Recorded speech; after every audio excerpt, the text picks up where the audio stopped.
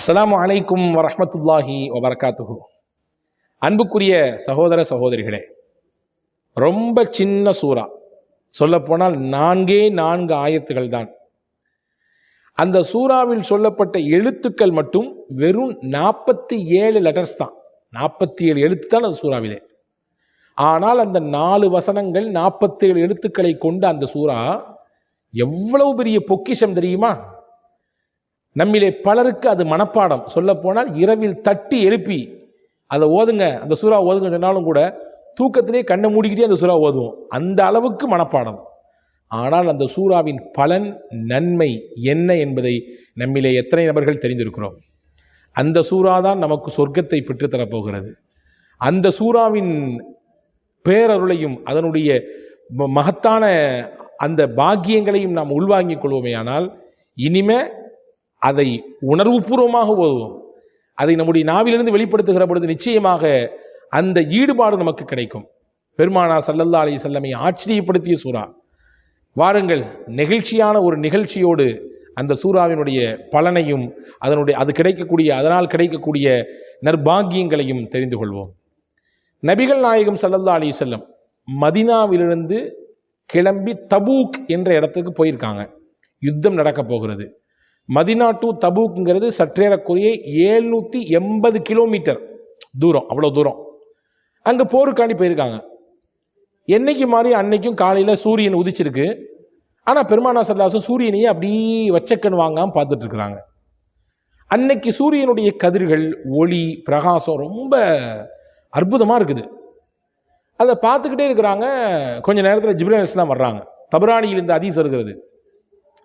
வந்தவங்க ஜிப்ரீல் அலைஹிஸ்ஸலாம் கேட்டாங்க, என்ன நபியே, எல்லா நாளைக்கும் உதிக்கிற மாதிரி தானே இன்றைக்கும் சூரியன் உதிச்சிருக்கு, இதை இவ்வளவு ஆச்சரியத்தோடு பார்த்துட்ருக்கீங்களே, என்ன காரியம்னு கேட்டாங்க.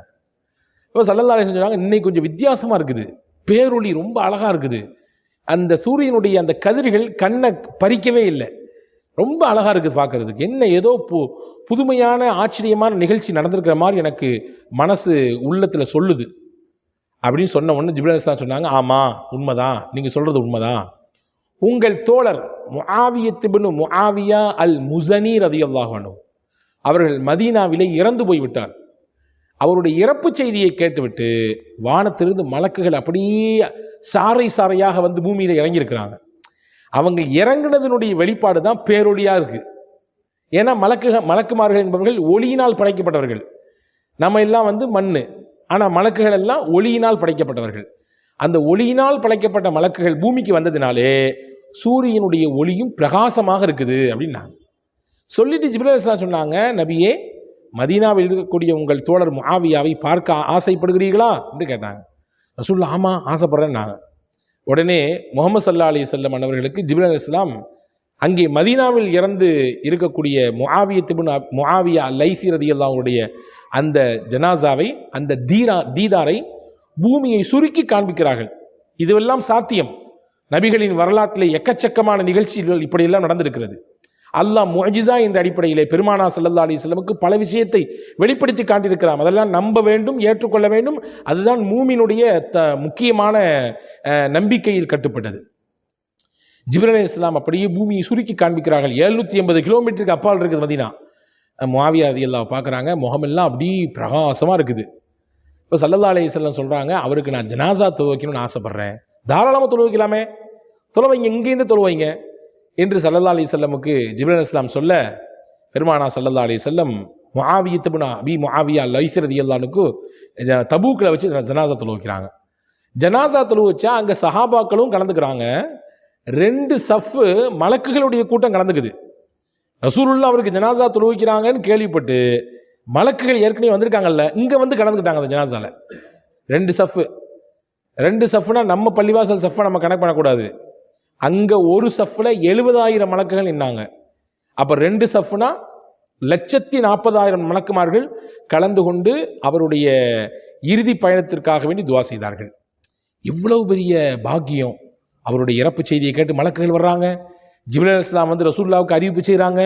ரசூலுல்லாஹ்வுக்கு பூமி சுருக்கி அவருக்கு நபிக்கு காட்டப்படுகிறது அவருடைய அந்த தீதாரை. பெருமானா ஸல்லல்லாஹு அவருக்காண்டி துவா செஞ்சு தொழ வைக்கிறாங்க. அந்த தொழுகையில் பங்கெடுப்பதற்காக 2 சஃப் நிறைய மலக்குகள் வர்றாங்க.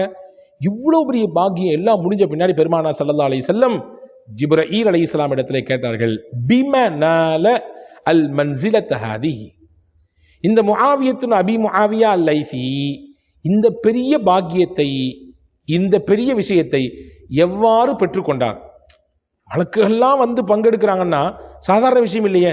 ஒருவருடைய மரணத்திலே ஒரு பெருங்கொண்ட கூட்டம் பங்கெடுத்தாலே நமக்கு எவ்வளோ ஆச்சரியமா இருக்கு. இப்போ இவ்வளோ பெரிய மக்கள், எவ்வளோ கூட்டம் வந்துருச்சு, அவருக்காண்டி எவ்வளோ பேர் துவா செஞ்சுட்டாங்க அப்படின்னு சொல்லி நம்ம ஆச்சரியப்படுறோம், அவரை நினச்சி பெருமைப்படுறோம் இல்லையா. இப்போ ஒருத்தருடைய மௌத்தை கேள்விப்பட்டு மலக்குகள் வந்து இறங்கி நின்று துவா செய்கிறாங்க. ஜிப்ரீல் வந்து ரசூலுல்லாஹ்க்கு செய்தி சொல்கிறாருன்னா அவர் எவ்வளோ பாக்கியமான ஆள். அப்போ எப்போ ஏதோ ஒரு முக்கியமான விஷயம் ஒரு வாழ்க்கையில் இருக்குது. ரசூலுல்லாஹ் கேட்டாங்க, என்ன விஷயம், எதனால் இந்த மாதிரியான அந்தஸ்து அவர் பெற்றாரு?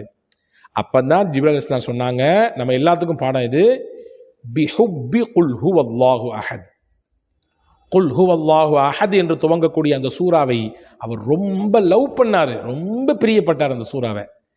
ஏன்னா அந்த சூறால சட்டங்களை பற்றி அல்லாஹ் சொல்லலை, வேற முன்னாள் காலத்தினுடைய வரலாறுகளை அல்லாஹ் சொல்லலை, வேற ஏதாவது வாழ்க்கைக்கு தேவையான விஷயங்களை சொல்லலை, வேற ஏதாவது நம்முடைய வேற மற்ற விஷயங்கள் மார்க்க ரீதியான மற்ற செய்திகளை எல்லாம் அல்லாஹ் சொல்லவில்லை. அதிலே சொல்லக்கூடியதெல்லாம் ஒன்றே ஒன்றுதான்.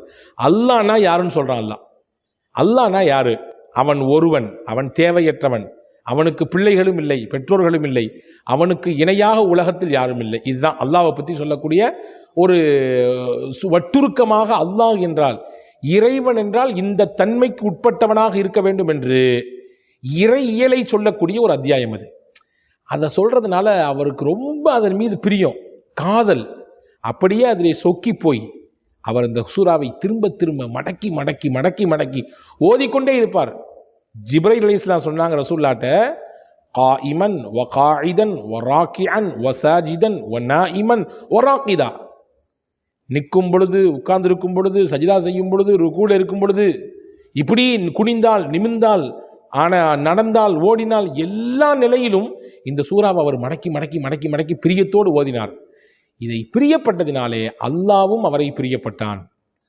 தன்னை பற்றி சொல்லப்படுகிற தன்னுடைய சிஃபாத்துகளை பற்றி, தன்மைகளை பற்றி, தன்னுடைய இலாகியத்தை பற்றி சொல்லப்படுகிற, இறையியலை பற்றி சொல்லப்படுகிற அத்தியாயத்தை அவர் நேசித்ததினாலே அவரையும் அல்லாஹ் நேசித்தான். அல்லாஹ் நேசித்ததினால் எங்களை எல்லாம் அனுப்பி வைத்தான், அவருடைய ஜனாசாவிலே பங்கெடுக்க செய்தான் என்று ஹஸரத் ஜிப்ரீல் அலைஹிஸ்ஸலாம் நபிகள் பெருமானா ஸல்லல்லாஹு அலைஹி வஸல்லம் இடத்திலே சொன்னார்கள். அன்பு சகோதரர்களே, ஒரு சூறா தான், வெறும் 4 ஆயத்து தான், வெறும் 48 லெட்டர்கள் தான், 47 எழுத்துக்கள் தான். ஆனால் இது பெற்றுத்தருகிற பாக்கியத்தை பார்த்தீர்களா? அல்லாவின் பிரியத்தை பெற்று தந்துவிடும். நாம் இறந்து போய்விட்டால் நம்முடைய ஜனாசாவிலே மலக்குகள் வந்து கலந்து கொள்ளக்கூடிய அளவிற்கு உண்டான ஆற்றல் மிக்க மகத்தான சூரா குல் ஹுவல்லாஹு அஹத், இஹ்லாஸ் என்று சொல்லக்கூடிய ஒரு சூரா. இந்த சூறாவை பற்றி தான் பெருமானா ஸல்லல்லாஹு அலைஹி வஸல்லம் சொன்னாங்க, யார் இந்த சூறா ஒரு தடவை ஓதுறாங்களோ குர்ஆனில் 3ல் ஒரு பகுதி ஓதின நன்மை கிடைக்குன்னாங்க. குர்ஆனின் 3ல் ஒரு பகுதி ஓதிய நன்மையை அல்லாஹ் இந்த ஒரு சூறாவை ஓதுவதன் மூலமாக தருகிறான் என்றார்கள் பெருமானா ஸல்லல்லாஹு அலைஹி வஸல்லம். எனவே எல்லாருக்கும் தெரிஞ்ச சூறா, எல்லாருடைய நாவலையும் திரும்ப திரும்ப சொல்லப்படுகிற சூறா, எல்லாரும் தொழுவும் பொழுது எப்படியாவது ஒரு நாளைக்கு எப்படி ஒரு 4 தடவை ஓதிடுவாங்க இந்த சூறாவை இல்லையா? எனவே இனிமேல் இதனுடைய மகத்தான அந்த விஷயங்களை உள்வாங்கி கொண்டு நாம் ஓதுவோம். வல்ல அல்லாஹ் தன்னுடைய வற்றாத கருணையையும் அன்பையும் நமக்கு தரட்டும், உயர்ந்த சொர்க்கத்தை இதன் மூலமாக பெற்று தரட்டும், கோடான கோடி நன்மைகளை நாம் இதிலிருந்து சம்பாதிப்பதற்கு அல்லாஹ் தௌஃபீக் செய்வானாக. வஸ்ஸலாம், அஸ்ஸலாமு அலைக்கும்.